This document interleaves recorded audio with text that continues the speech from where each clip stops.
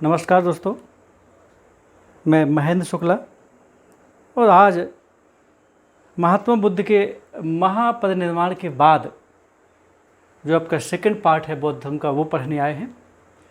और जैसा कि सामने आपके बोर्ड में दिख रहा है, बौद्ध संगीतियाँ और बुद्ध से संबंधित क्या है आपका ये प्रतीक चिन्ह दोस्तों क्या करना है, उनको पढ़ना है। परीक्षाओं में आते हैं आपके सभी लगभग आते हैं, थोड़ा सा डिस्कस करेंगे और टॉपिक को क्या करेंगे दोस्तों समाप्त करेंगे। थोड़ा सा इनकी जो बौद्ध संघ की जो कार्यप्रणाली है उसकी भी दोस्तों क्या करेंगे अपन थोड़ा सा ये चर्चा करेंगे। यहाँ सबसे पहले आ जाइए अपन लोग, जिस प्रकार से अपन लोग देखा था हम लोगों ने कि जैन धर्म में 2 संगीतियाँ हुई हैं, लेकिन बौद्ध धर्म में आपको बता दें ये 4 संगीतियाँ क्या है बौद्ध धर्म में आपकी ये मानी जाती हैं।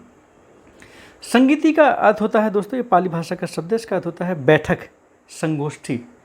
कुछ ना कुछ निर्णय लिए गए और इन संगीतियों के माध्यम से बौद्ध धर्म को नई दिशा, नए निर्देश क्या है दोस्तों ये मिले हैं और विभिन्न जो गतिरोध हो गए थे बीच ही बीच वो क्या है आपका ये इसी कारण संगीतें हुई। और आपको थोड़ा सा बता दें, जैन धर्म बौद्ध धर्म दोनों धर्मों की स्थापना हुई और ये लगभग साथ साथ दोनों चले, लेकिन आपको बता दें बौद्ध धर्म में बहुत तेज़ी से क्या हो गया भारत में फैला और जितनी तेज़ी से फैला उतनी तेज़ी से ही क्या हो गया विदा भी हो गया था बाद में, फिर बाद में वापस आया, चर्चा करेंगे। फिलहाल क्वेश्चन ये है बौद्ध धर्म में कितनी संगीतियाँ हैं आपकी, तो क्या करेंगे ये 4 संगीतियाँ। क्वेश्चन ये है बौद्ध धर्म कितनी संगीतियाँ, 4। दोस्तों सबका समय आता है, सबके अध्यक्ष आते हैं, सबका निर्णय आता है, ये करेंगे अपन लोग। तो आ जाइए जो प्रथम संगीति हुई दोस्तों, ये प्रथम संगीत जो हुई थी ये 483 BC में हुई थी। आपको बता दें गौतम बुद्ध के महापरिनिर्वाण के ठीक बाद क्या है दोस्तों ये प्रथम संगीति आपकी क्या है ये हुई थी। और जो प्रथम संगीत का जो स्थान है ये है दोस्तों आपकी ये सप्तपर्णी गुफा है। सप्तपर्णी गुफा है और ये सप्तपर्णी गुफा है, ये कहाँ है, ये राजगृह में है, राजगृह में। ये दोस्तों जो शासक था, जिस शासक के नेतृत्व में ये संगीत हुई थी, जिसने आयोजित करवाई थी, वो थे आपकी ये अजातशत्रु। अजातशत्रु आप देख चुके हैं कि ये क्वेश्चन आता है किस मगध शासक के समय गौतम बुद्ध को महापरिनिर्वाण हुआ था, तो अजातशत्रु। इसके जो अध्यक्ष दोस्तों ये थे आपकी ये महाकश्यप।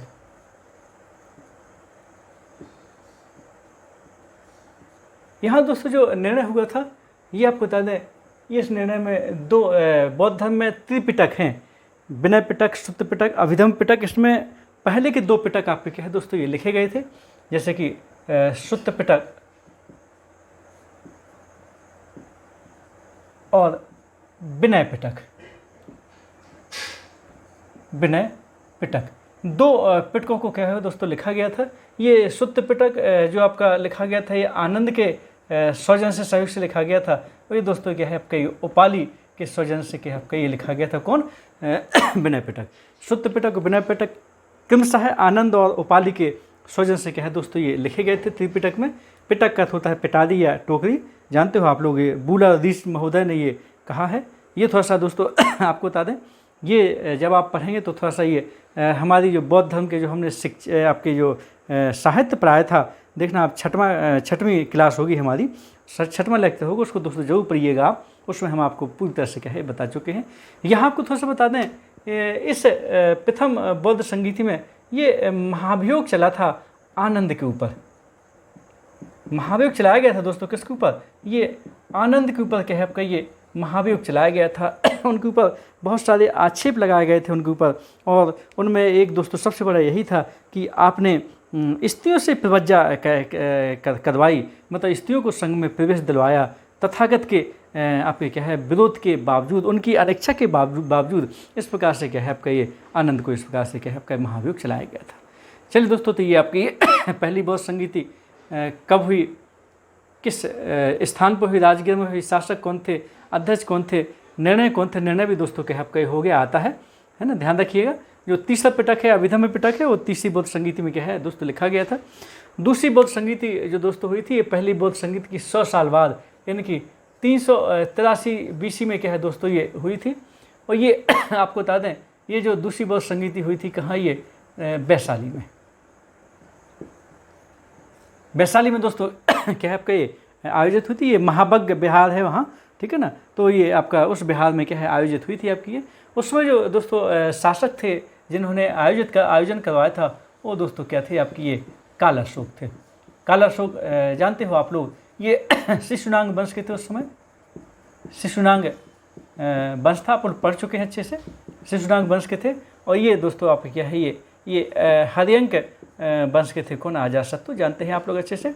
तो इस प्रकार से क्या है ये दूसरी बौद्ध संगीत का आयोजन 383 BC में वैशाली में दोस्तों आपके क्या है हुआ था, महाबग्ग उद्यान में हुआ था। और आपका क्या है ये काल अशोक ने क्या है दोस्तों ये आयोजित करवाया था।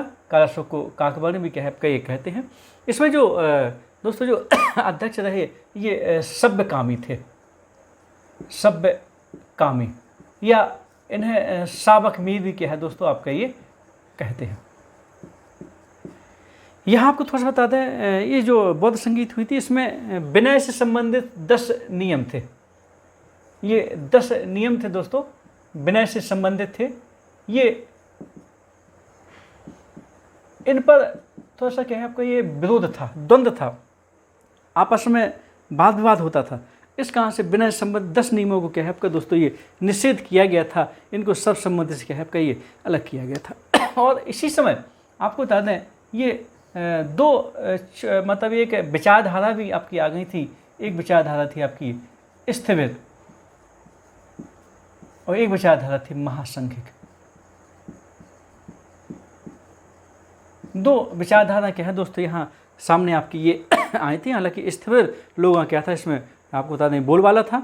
और यही बाद में आपको बता दें फिर क्रमशः हीनयान और महायान का रूप लिया इन दोनों विचारों ने, बाद में चर्चा करेंगे। तो इस प्रकार से दोस्तों क्या है ये वैशाली में आपकी सभा हुई थी। यहाँ आपको बता दें इस सभा में 500 भिक्षु थे। 500 क्या थे दोस्तों? भिक्षु थे। और ये 500 भिक्षु थे, इस कारण से इसको ये पंचसतिका भी दोस्तों क्या है इसको कहते हैं। इस सभा को पंचसतिका भी क्या है आपका ये कहा गया है आपका ये। इतना ध्यान करिएगा, 500 भिक्षु थे। ये जो दूसरी इसमें थी संगीत हुई थी दोस्तों, इसमें 700 आपका भिक्षु थे। इसको सप्तसतिका भी दोस्तों क्या है आपका ये कहते हैं। इस संगीत को क्या कहते हैं? ये सप्तसतिका भी क्या है आपका ये उसको ये कहा जाता है। ये दोस्तों तीसरी बौद्ध संगीति जो हुई थी ये अशोक के समय हुई थी। लगभग 252 या कहीं कहीं 55 मिलता है, 255 BC करिएगा के आसपास आपकी हुई थी। ये पाटलिपुत्र में हुई थी। कहाँ हुई थी? ये पाटलिपुत्र में हुई थी दोस्तों। वहाँ का जो उद्यान था वो था अशोकाराम विहार। अशोकाराम विहार में क्या है दोस्तों ये आपने क्या है तीसरी बौद्ध संगीत का आयोजन हुआ था। और जो शासक थे स्वाभाविक है आपका ये अशोक महान उस समय क्या थे शासक थे। इन्होंने दोस्तों क्या है आपका ये आयोजन करवाया था। और जो अध्यक्ष थे वो थे आपके ये मोगलीपुत्र तिस्स। मोगलीपुत्र क्या थे दोस्तों? ये तिस्स थे। ये आपके क्या थे उस समय इस आपके बौद्ध संगीत के क्या है दोस्तों ये अध्यक्ष थे आपके। यहाँ आपको बता दें इस समय आपका जो तीसरा पिटक है अभिधम्म पिटक, अभिधम्म पिटक, ये अभिधम्म पिटक की क्या है दोस्तों ये रचना हुई थी। ये मोगलीपुत्र तिस्स ने क्या है इसकी रचना की थी। वही आपको बता दें इसी संबंधित एक ग्रंथ भी इन्हें लिखा था। मोगलीपुत्र तिस्स ने कथा वस्तु नामक क्या है पुस्तक भी क्या है दोस्तों ये लिखी गई थी। इसमें आपको बता दें ये अभिधम्म पिटक में बौद्ध धर्म की क्या है दोस्तों ये दार्शनिक व्याख्या है।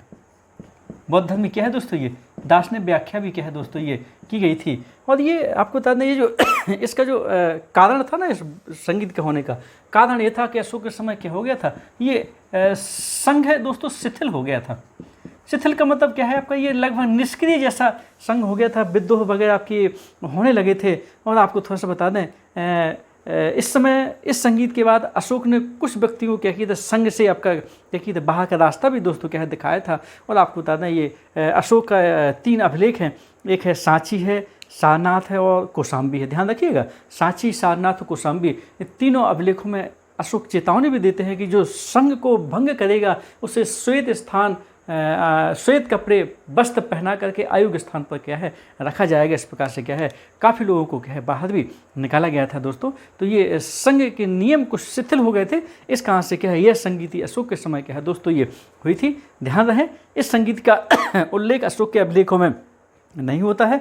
हाँ, ये जरूर होता है कि बुद्धम धर्म शरणम गच्छामि, संघम शरणम गच्छामि और धम्मम शरणम गच्छामि, ये इसका संकेत जरूर अशोक के समय मिलता है। ये भाबलू अभिलेख है आपका, ये विराट यानी कि आपका जयपुर के पास है, उसमें जरूर आपको मिलता है कि स्पष्ट रूप से अशोक बौद्ध धर्म की ओर आकृष्ट हुआ था। लेकिन अशोक के किसी अभिलेख में तीसरी बौद्ध संगीत का दोस्तों उल्लेख नहीं मिलता। ये किताबों में क्या है मिलता है, हीनयान महायान और आपका ये क्या है आपका हीनयान महायान बोल गए, ये श्रीलंका के सिंगली ग्रंथों उन्हें मिलता है और दिव्यादान वगैरह सब के पुस्तकों में क्या है इसका उल्लेख मिलता है।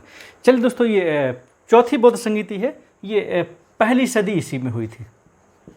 पहली सदी, अब ईस्वी में आ गए अपन लोग, एडी में आ गए। पहली सदी ईस्वी में हुई थी ये दोस्तों। ये स्थान था आपका कश्मीर था। कश्मीर में दोस्तों ये क्या संगीत हुई थी और कश्मीर में जो स्थान था वो था आपका ये कुंडल वन। ध्यान रखिएगा, ये कुंडल वन में दोस्तों क्या है आपका ये सभा का आयोजन क्या है आपका ये हुआ था कश्मीर के कुंडल वन में। परीक्षा में क्वेश्चन आता है आपका ये। शासक जो दोस्त थे वो थे कनिष्क। कनिष्क महान थे, ठीक है ना। कनिष्क महान जानते बौद्ध धर्म के महान संरक्षक शासक आपके हुए हैं।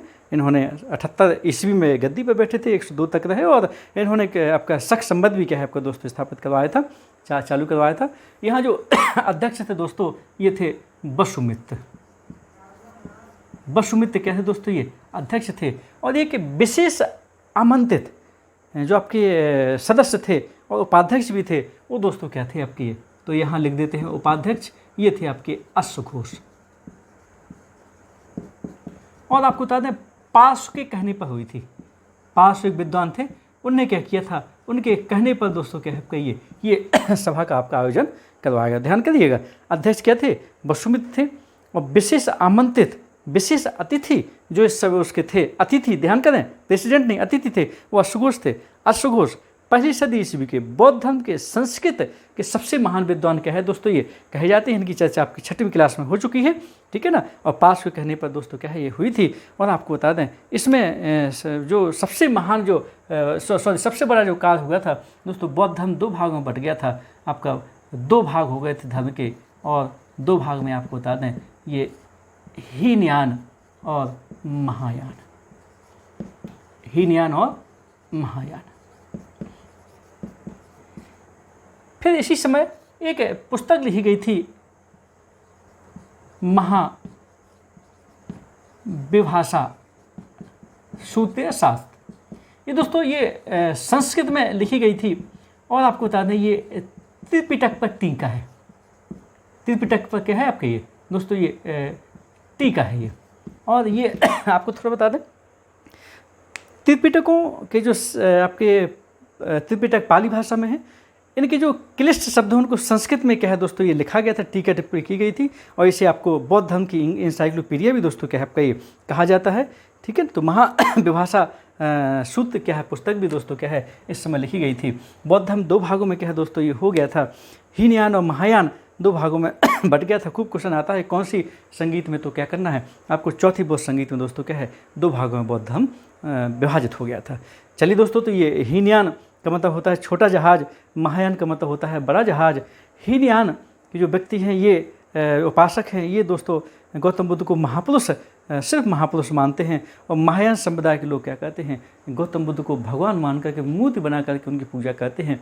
दोस्तों आपको सबको मालूम होना चाहिए कि गौतम बुद्ध विश्व के पहले ऐसे महापुरुष हैं जिनकी मूर्ति बना करके क्या है पूजा की गई। मूर्ति बना करके पूजित पहले आपके क्या है गौतम बुद्ध ये व्यक्ति हैं आपके, ठीक है ना, महापुरुष हैं। तो इस प्रकार से क्या है आपका हीनयान महायान और आपका ये हीनयान और महायान में आपका ये उदारवादी है, थोड़ा सा रूढ़वादी है।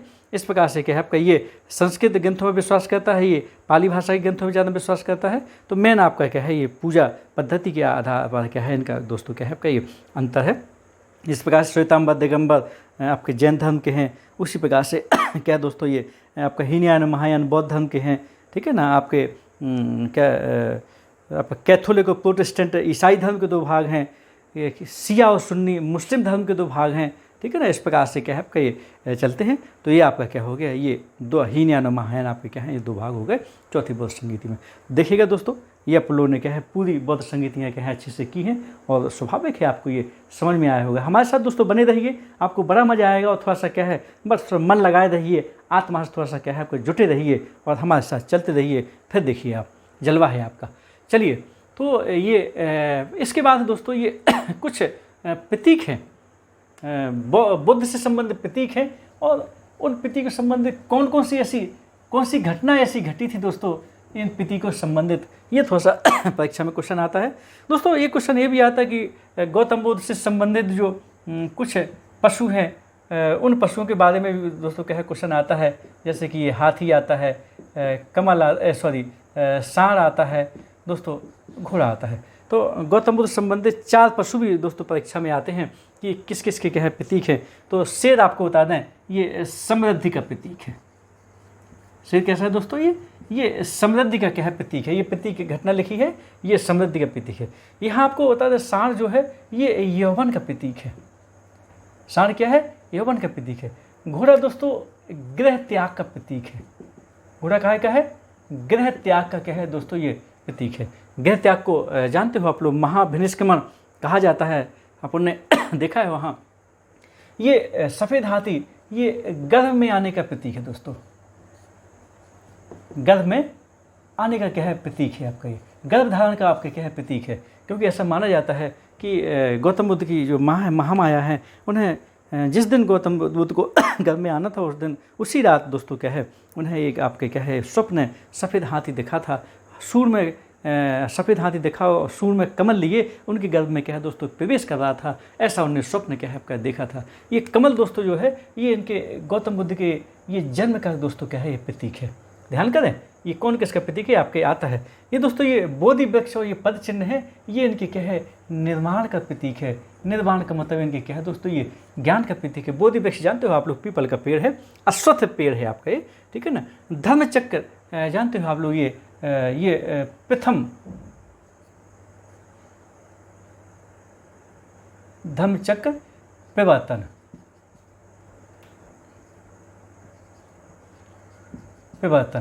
ये प्रथम दोस्तों क्या है आपका ये उपदेश का प्रतीक है। प्रथम उपदेश का प्रतीक है। स्तूप दोस्तों ये मृत्यु का प्रतीक है। दाना चुगते हुए जो हंस हैं आपके ये मिलते हैं। तो ये आपको दोस्तों बता दें, ये 5 ब्राह्मण कौंडी सहित 5 ब्राह्मणों को दोस्तों क्या है आपका ये उपदेश देते हुए गौतम बुद्ध का क्या है प्रतीक है, दाना चुगते हुए हंस।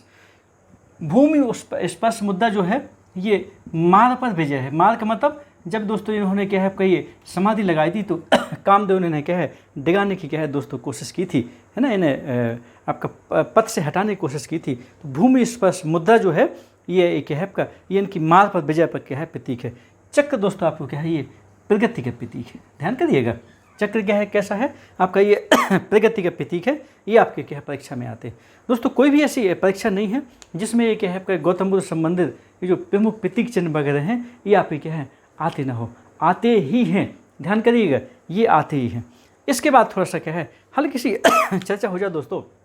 ये क्वेश्चन आता है कि बौद्ध धर्म में आप जानते हो एडविन आर्यान की पुस्तक है, और पुस्तक में गौतम बुद्ध को क्या कहा गया दोस्तों, ये लाइट ऑफ एशिया यानी कि एशिया क्या है प्रकाश पुंज क्या है आपका ये कहा गया है।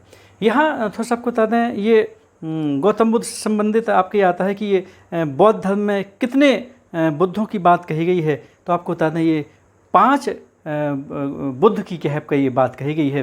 तो यहाँ थोड़ा सा आपको हल्का सा बता दें, ये 5 बुद्ध में एक हैं कुकुच्छानंद,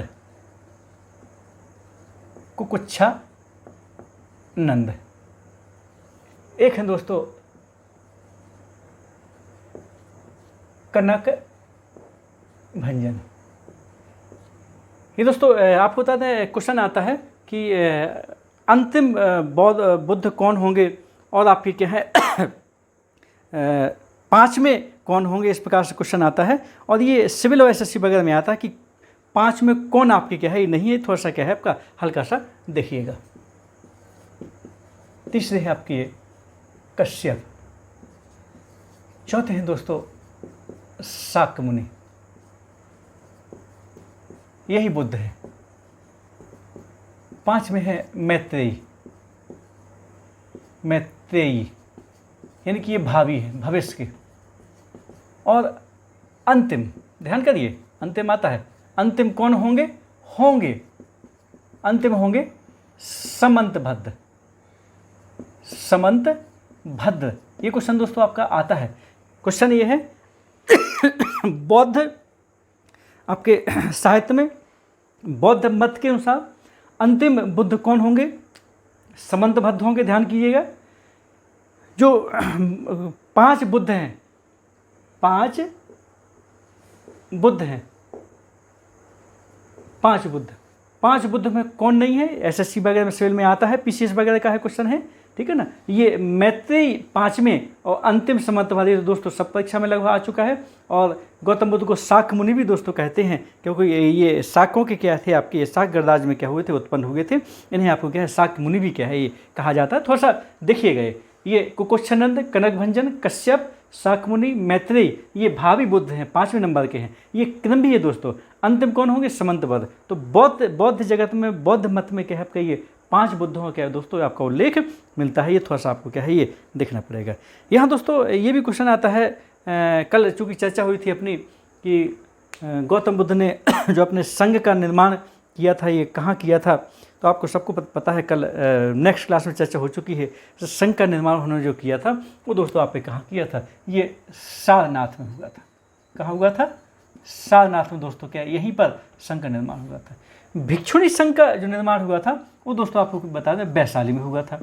ध्यान दीजिएगा, कल चर्चा हो गई थी। भिक्षुणी संघ का निर्माण किया वैशाली में और संघ का निर्माण हुआ आपका सारनाथ में। यह आपको बता दें बौद्ध संघ की जो कार्य प्रणाली थी ये गणतंत्र पर आधारित थी।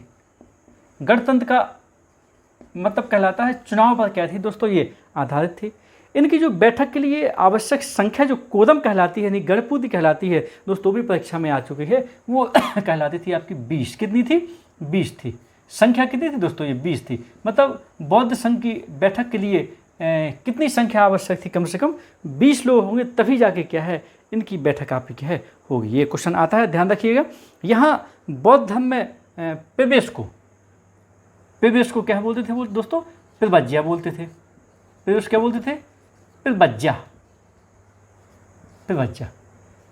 जब किसी व्यक्ति को बौद्ध धर्म में प्रवेश दिया जाता उसके लिए दोस्तों क्या है ये प्रस्ताव दिया जाता था। तो प्रस्ताव दोस्तों कहलाता था नेति। क्या कहलाता था? नेति। तो नेति तो ज़्यादा नहीं आता, लेकिन आपको थोड़ा सा बता दें, ये भिक्षु संघ की स्थापना वैशाली में हुई थी, आया है, और संघ की स्थापना सारनाथ में की थी, ये भी आता है। और आपकी ये गणपूति मतलब कहलाता है बैठक होने के लिए आवश्यक संख्या जो दोस्तों क्या है आपका ये 20 थी, ये भी थोड़ा सा ध्यान कीजिएगा। और बौद्ध धर्म में प्रवेश को आपको क्या है दोस्तों पिरबज्जा कहा जाता है। और प्रवेश जिस व्यक्ति को प्रवेश दिया जाता है उसके लिए एक प्रस्ताव किया जाता था आपका वो आपका क्या है उसको नेति बोल देते हैं। प्रत्यक्ष मतदान को गुहलिक भी क्या है कहते हैं। बहुत सारी चीज़ें हैं, लेकिन आपको मेन क्या है दोस्तों ये हमने ये कर दी है। तो इस प्रकार से क्या है आपका ये बौद्ध धर्म के प्रतीक, घटनाएं, 5 बुद्ध और उनकी संघ की कार्य प्रणाली और बौद्ध संगीत दोस्तों क्या है पुण्य ये देखा है, ठीक है ना। और साथ में आपका ये 2 भाग हीनयान और महायान भी दोस्तों क्या है देखने की कोशिश की है। तो आ जाएं जल्दी से, एक नज़र सब क्या है सबके ऊपर हो जाए। क्वेश्चन आपके आते हैं, यहाँ थोड़ा सा आपको बता दें, ये इसमें कोई छूट नहीं है कि कौन सी बौद्ध संगीति ज़्यादा आती है। लगभग सभी बौद्ध संगीतें क्या है परीक्षा में दोस्तों आ चुकी हैं, सब चीज़ें क्या है आपकी परीक्षा में आई हैं। चलिए जल्दी से देखिएगा। तो बौद्ध धर्म में 4 संगीति हैं दोस्तों, और सब जानते हो आप लोग बौद्ध धर्म के जो प्रारंभिक ग्रंथ हैं वो पाली भाषा में हैं। बाद में जो पहली सदी ईस्वी के बाद जो ग्रंथ आए वो दोस्तों क्या है ये संस्कृत में भी क्या है कि ये आए हैं। चलिए, और सब जानते हैं आप लोग पाली भाषा दक्षिणी बिहार मगध क्षेत्र में क्या है आपके अधिकांशतः ये बोली जाती थी। हमारा 6वां लेक्चर जरूर देखिएगा, उसमें बौद्ध साहित्य हमने आपको क्या है पढ़ाया हुआ है, उसको आपको क्या है दोस्तों जरूर देखिएगा। और उसको और फिर गौतम बुद्ध ये सब मिला के पढ़िएगा तो आपको बौद्ध धर्म क्या हो जाएगा बेहतर तरीके से क्या हो जाएगा आपका अच्छे से तैयार हो जाएगा। तो आइए जल्दी से ये प्रथम बौद्ध संगीति का आयोजन हुआ था 483 BC में गौतम बुद्ध की महापरिनिर्वाण यानी कि मृत्यु के ठीक बाद, ठीक है ना। और ये आयोजन करवाया था अजातशत्रु ने, हर्यंग वंश के राजा थे, ठीक है ना। अजातशत्रु के 8वें वर्ष उन्हें महापरिनिर्वाण हुआ था। ये स्थान था सप्तपर्णी गुफा। सप्तपर्णी गुफा है दोस्तों, ये आपका राजगृह में है। यहाँ पर ये बौद्ध संगीत का आयोजन हुआ था। 500 भिक्षु वहाँ उस संगीति में थे, जिसे पंचशतिका भी इस संगीत को बोलते हैं। इसके अध्यक्ष थे दोस्तों ये महाकश्यप थे। इसमें त्रिपिटकों में 2 पिटक लिखे गए थे, एक सुत्त पिटक और अभिधम पिटक। सुत्त पिटक लिखा था आनंद ने और अभिधम पिटक लिखा था उपाली ने। आनंद के ऊपर महाभियोग भी लगाया गया था कि आपने तथागत मतलब इस धर्म में स्त्रियों से को प्रवेश दिलवाया, तथागत के अच्छे से चाहने के ना चाहने के बावजूद। इस प्रकार से क्या है आपका ये आनंद के ऊपर महाभियोग लगाया गया था। बाद में आपको क्या है ये हो गया था, छूट गए थे आपके। इस प्रकार से क्या है पहली बौद्ध संगीति हो गई। दूसरी बौद्ध संगीति दोस्तों, पहली बौद्ध संगीति के 100 साल बाद कीजिएगा 383 BC में, ये वैशाली में हुई थी। और वैशाली में जानते हैं आप लोग इस समय वैशाली दूसरी राजधानी भी थी आपकी ये मगध साम्राज्य की, ठीक है ना। कालाशोक शिशुनाग वंश के शासक थे दोस्तों, शिशुनाग के पुत्र थे। ये आपके क्या है कालाशोक ने आयोजन करवाया था। सभ्यकामी या सावकमीर क्या थे इसके अध्यक्ष थे।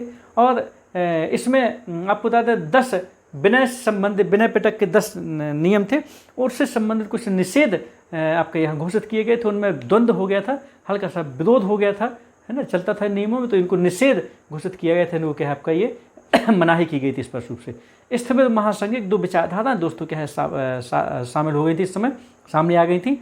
इसमें संगीत में चूँकि 700 भिक्षु थे, इस कारण से इसको संगीत को सप्त शतिका भी क्या है आपका ये कहा जाता है। फिर दोस्तों अशोक के समय आपको बता दें, इस समय संघ बौद्ध संघ थोड़ा शिथिल हो गया था, हल्का सा उसमें क्या है आपका ये गतिरोध उत्पन्न मतलब स्थिरता जैसी आ गई थी। तो 255 BC में अशोक के समय कलिंग युद्ध के बाद दोस्तों, ठीक है ना, अब पाटलिपुत्र में अशोकाराम बिहार में अशोक ने क्या किया था दोस्तों, ये तीसरी बौद्ध संगीति का आपका आयोजन करवाया था।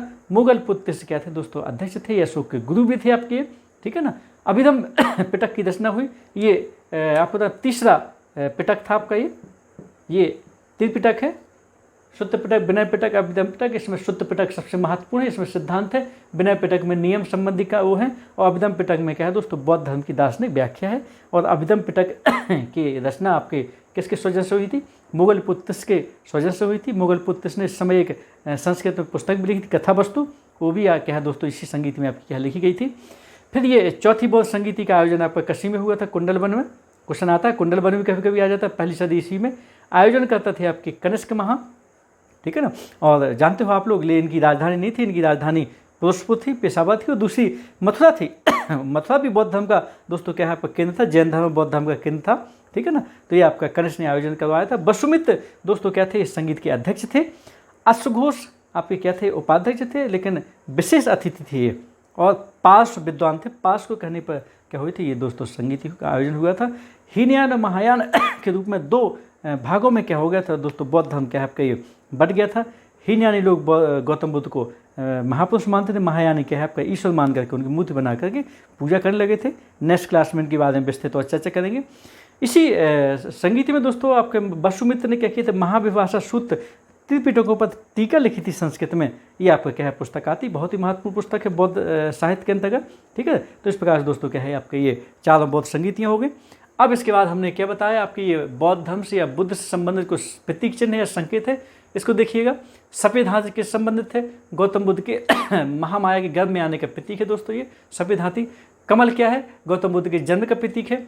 सांड क्या है, गौतम बुद्ध के यौवन का प्रतीक है। घोड़ा क्या है, जिसे आपका महाभिनिष्कमण भी कहते हैं, गौतम बुद्ध की गृहत्याग का क्या दोस्तों प्रतीक है।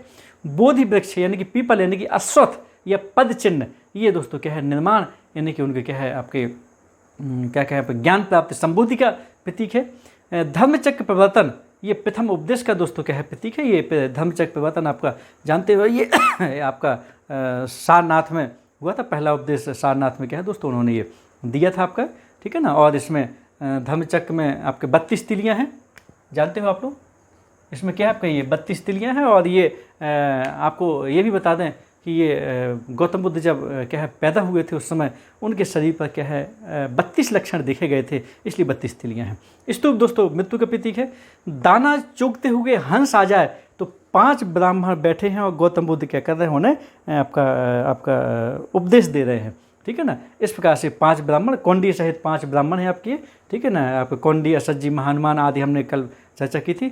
भूमि स्पर्श मुद्रा, नीचे हाथ रखे गौतम बुद्ध, ये मार पर विजय है। शेर दोस्तों समृद्धि का प्रतीक है। चक्र क्या है आपका, ये प्रगति का प्रतीक है, जिसमें 32 क्या है आपकी तिलियाँ हैं। ये दोस्तों थोड़ा सा करिएगा। फिर हमने बताया 5 बुद्ध थोड़ा सा आपके नॉर्मली परीक्षा में नहीं आते, SSC और सिविल में ज़्यादा आते, ध्यान कीजिएगा।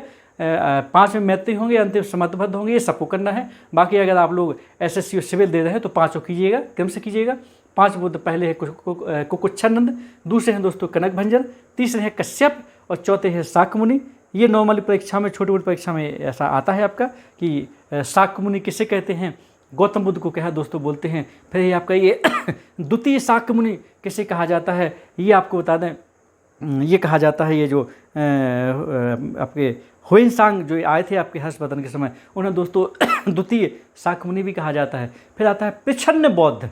प्रच्छन्न बौद्ध किसे कहते हैं, तो दोस्तों आदि गुरु शंकराचार्य को क्या है आपका प्रच्छन्न बौद्ध आपका ये कहा जाता है। तो इस प्रकार से क्या है आपका ये हो गए।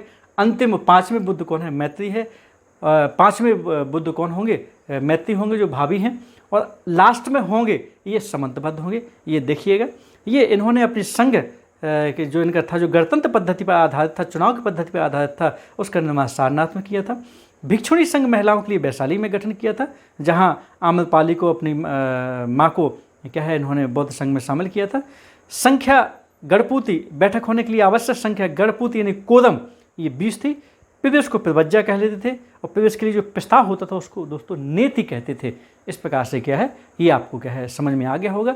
सब चीज़ें एकदम से क्या है क्लियर है, थोड़ा सा ध्यान दीजिएगा और पेपर सेट लगाओगे तो आपको समझ में आ जाए कि हाँ शुक्ला सर ने क्या है ये सही बताया था कि परीक्षा में क्वेश्चन आते हैं।